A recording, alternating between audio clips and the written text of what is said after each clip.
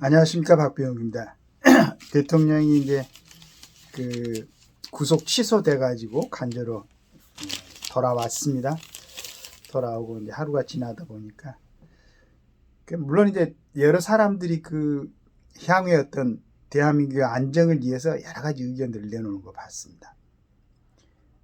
그리고 또 그 부분에 대해서 충분하게 검토될 그런 사항도 있는 것 같습니다. 근데 제가 이제 전번에 한번 보면서 아직 그 법원으로부터 구속 취소의 판결이 나오기 전, 결정이 나오기 전까지 그 조기 대선에 대해서 뭐 준비를 한 사람들이나 얘기를 한 사람들이 봤어요. 근데 깜짝 놀랐습니다.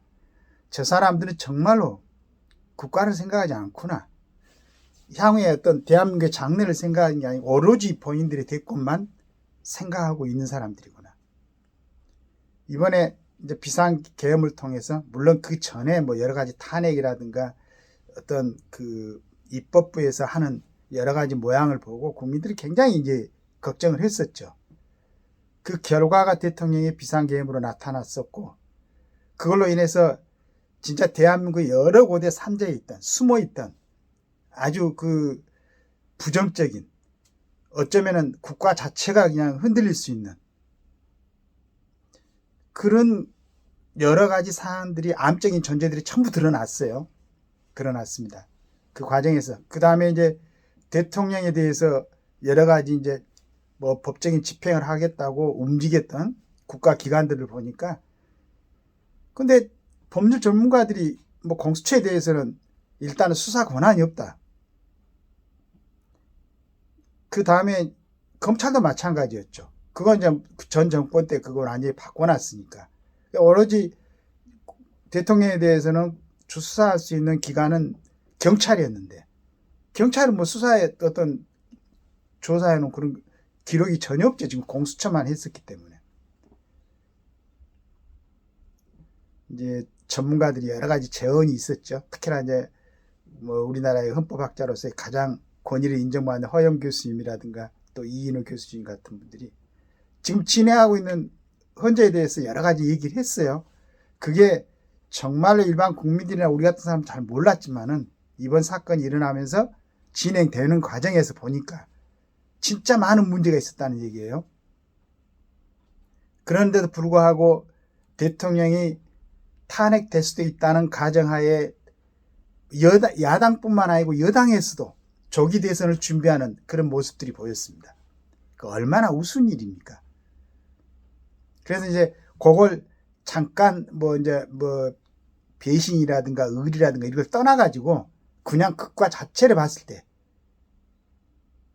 과연 지금 조기 대선을 해가지고 어떤 사람이 대통령이 되든 간에 이 문제는 그대로 안고 간다는 얘기예요.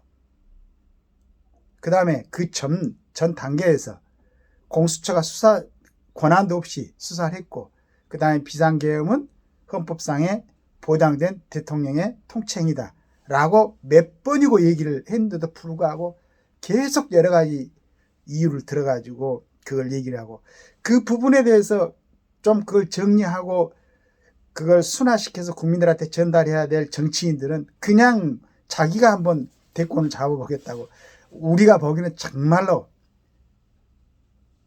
자격도 되지 않고 혹시 자격이 되더라도 누가 대통령이 되더라도 또다시 이런 문제가 일어날 게 분명한데 왜 이걸 정리를 하지 않고 자꾸 대선만 얘기를 하고 있는가를 볼 때 진짜 우스운 생각이 들 정도로 그렇습니다. 거기에는 요즘은 이제 우리나라도 미국이나 뭐 독일처럼 많은 사람들이 대부분 법을 공부하고 거기에 이제 자격을 획득하고 법조인으로서 근무했던 사람들이라든가 변호사를 활동했던 사람들이 많은데 왜 자기들이 법을 공부해 놓고 지금 그 문제 진행되는 여러 군데서 이법 탈법 여러 가지 행위가 있는데도 불구하고 그건 지적하지 않고 그 진짜 어지러졌고 뭐 쓰레기가 놓여 있는 안전이 헝클어짐 구덩이가 많이 파져 있는 그런 운동장에서 다시 게임을 하자고 얘기를 하는 건지 이해를 할 수가 없었어요. 그렇지 않겠습니까? 예전에 그 뭐 동네에서 운동하는 동네 축구라든가 군대 축구라든가 뭐 이런 데도 룰이 있고, 그런데 이제 그런 게 뭐 어느 정도 정비는 돼 있지만은 그런 게임을 하다 보면 얼마나 많은 불상사가 일어납니까? 사고도 나고 룰도 제대로 적용이 되지 않고. 그런데 우리나라의 대통령을 뽑고 나라를 통치하는 사람을 뽑는 그러한 룰이 이렇게 지금 엉망이 돼 있고 이렇게 분위기가 이러는데, 이걸 정리하지 않고 조기 대선에 나가가지고 내가 대통령이 되겠다. 평소에 그 사람의 여러 가지 모습을 봤을 때 대통령으로서 자격이 굉장히 부족한 점을 국민들이 다 알고 있는데 얼마나 우스운 일입니까? 얼마나 국민들이 우습게 보면 그런 생각을 합니까? 얼마나 국가를 갖다가 이해하지 않고 사랑하지 않고 자기 후대들이 살아갈 공간이라고 생각하지 않으면 이런 생각을 하게 되냐 말이지. 그래서 아침에 이제 여기저기 이제 뭐 전문가들이라고 무슨 다시 리셋 코리아라든가 뭐 여러 가지 이런 나라에서 얘기를 하는 것 보니까 참 이 사람들도 민주주의도 좋고 여러 가지도 다 좋지만은 우리나라에 가장 적합한, 지금 우리가 갖고 있는 조건에 가장 맞는 그런 권력 구조를 얘기를 해야 되는데, 그리고 지금 대통령의 승자 독식이 어디 있습니까? 물론 이제 똑같은 헌법을 놓고 승자 독식을 했던 정권도 있어요. 완전히 덮어버렸죠. 나중에 그 재판이 진행되는 과정에서 보니까 전혀 죄가 없는데 박근혜 대통령부터 탄핵시켜버리고 대법원장들. 그런데 지금은 대통령이 들어가 있잖아요. 승자 독식이 아니지. 즉 말해서 권력 구조가 어떻게 됐든 간에 사람에 따라서 윤석열 대통령을 지지해갖고 투표를 하고 대통령으로 뽑아놨던 사람들은 2년 동안 너무 가슴이 답답했죠. 하나도 손대지 않고 그 전에도 기울어지는 운동장이라고 얘기를 했었는데 불구하고 누구 하나 그 죄를 저지른 사람들, 그렇게 만들었던 사람들 하나도 정죄되지 않고 답답했는데 결국은 그 과정에서 대통령까지 감옥에 들어갔다가 이제 나왔는데 무슨 승자 독식이야. 또 이런 얘기를 해가지고 국민들을 갖다 현혹시키고 정확하게 전달을 해줘야지. 그리고 87년에 어떤 우리나라의 헌법 구조는 전 세계에서도 가장 민주화된 헌법.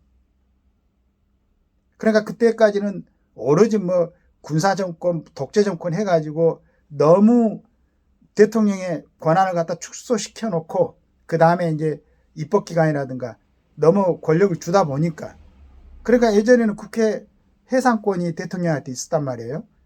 국회의원들은 대통령을 탄핵할 수 있고 대신에 해산권을 갖다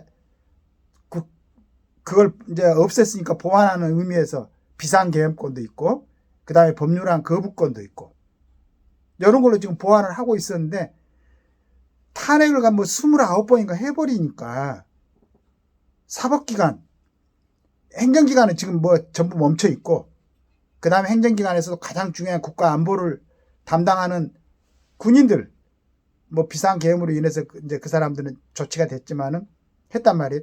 그런데 보니까 내란이 아니었다는 얘기지.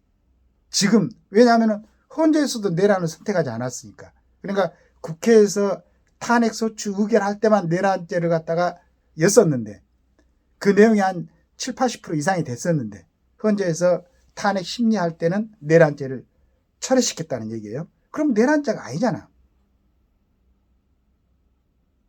그런데 또 어떤 사람은 뭐 대통령이 앞으로 선택해야 될 세 가지 길을 해놓으면서 첫째는 뭐 이혼 계엄 책임을 물어가지고 탄핵한다. 뭐 둘째는 헌재에서 면접을 받았으니까 대통령에서 복귀하고 불구속 상태에서 재판을 받는다. 내란죄를. 난 이런 시각을 갖고 있는 사람들이 신문에다 글을 쓰고 하니까 국민들이 혼란스럽다는 얘기지.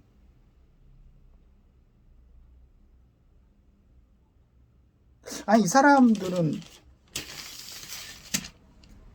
재미로 글을 쓰는 건가? 그래 안 하면 헌법 규정 헌법에 규정되어 있는 내용을 한번 보고 읽고 글을 쓰는 건가? 그러나 감정적으로 어떻게 하든지 윤 대통령이 대통령에 대해서 업무를 하는 걸 갖다가 막아야 되겠다는 생각을 하고 글을 쓰는 건지, 난 그럴 것 같대요. 지금 대통령이 여러 가지 굉장히 불리한 조건에서 무죄 추정의 원칙이라고 모든 범죄를 저지른 사람들이 지금도 국회의원을 하고 있고 하는데, 현직 대통령을 갖다가 구속시켜가지고 이렇게 해놓고 지금 여러 가지 이제 상황이 정상적으로 정리가 되고 드러나니까 어렵사리 지금도 그것도 뭐 검찰총장을 비롯한 간부들이 풀어주라고 그랬는데도 풀어주지 않고 28시간인가요? 이런데 무슨 대통령의 승자 독식이고 대통령의 권한이 세서 그리고 또 어떤 철없는 사람은 무슨 양원제를 얘기를 하는데, 그렇지 않아도 국민들은 국회의원들 하고 있는 거 보고는 할 일도 없는 사람들한테 너무 국력이 낭비된다고 생각하고 있는데, 무슨 양원제는 또.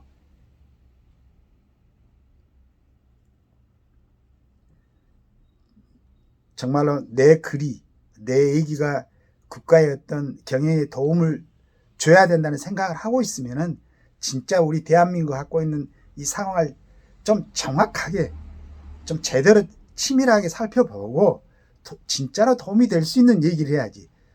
우리나라에서 그런 지금 300명 국회의원들도 지금 모든 게 국회의원들의 움직임에 의해서 국가가 혼란된 건 아닌가 하는 생각을 하는 많은 사람들이. 요즘 뭐 이제 2030이라는데 1230이죠. 10대까지. 전번에는 그냥 중학생, 고등학생들이 나와가지고 충무공 이순신 동상 앞에서 강화문에서 얘기를 하는데, 언론이라든가 방송에서는 그걸 한 번도 누가 실어주는, 내가 보니까 정말로 그 애들이 나와서 그런 걸 하고 있으면 너무 부끄럽게 생각해야 되는 거 아닌가? 성인들이. 그리고 무서운 것도 알아야 되고, 이 애들이 앞으로 커가지고 이 나라의 주인들이 될 텐데. 그런데 좀 공부했다고 생각하는 사람들이 이렇게 참 책임 없는 글들을 써가지고 또 국민들을 혼란스럽게 만든다.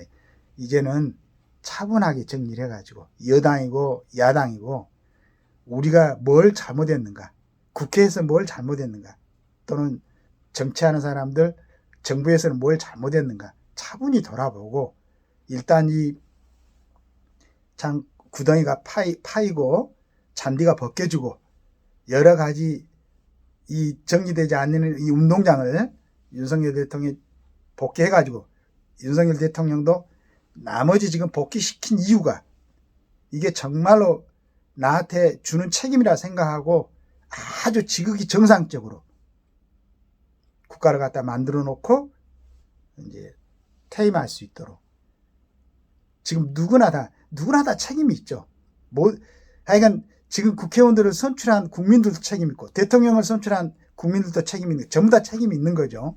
책임이 있는 거니까 차분하게 진짜로 국가를 생각하는 사람들의 얘기를 제대로 들어가지고 국가를 안전하게 좀 제대로 정리시킨 다음에 윤석열 대통령도 2027년 그때 퇴임하고 정상적인 컨디션 하에서 새로운 대통령, 국민들이 좀 신뢰할 수 있는 그런 대통령, 갑작스럽게 이런 분위기에서 누가 대통령 되고 이런 거 말고 좀 제대로 된, 제대로 점검이 된, 제대로 검증이 된 그러한 대통령이 또 대한민국을 이끌어갈 수 있도록 좀 차분하게, 언론에서 글 쓰는 사람들, 국회에서 정치하는 사람들, 정부에서 지금 강요로 있는 사람들도 마지막 소명이라고 생각하고 제대로 좀 정리 좀 하십시오. 그래야 우리 후대들한테 부끄럽지 않아야지. 지금 이 상황 이렇게 만드는 것도 얼마나 부끄러운 일인데 또다시 욕심들을 부리고 무슨 조기 대선이니 뭐 이런 얘기 해가지고 좀 차분하게 국가를 생각하는 마음으로 정리를 먼저 좀 하시기 바라겠습니다. 감사합니다.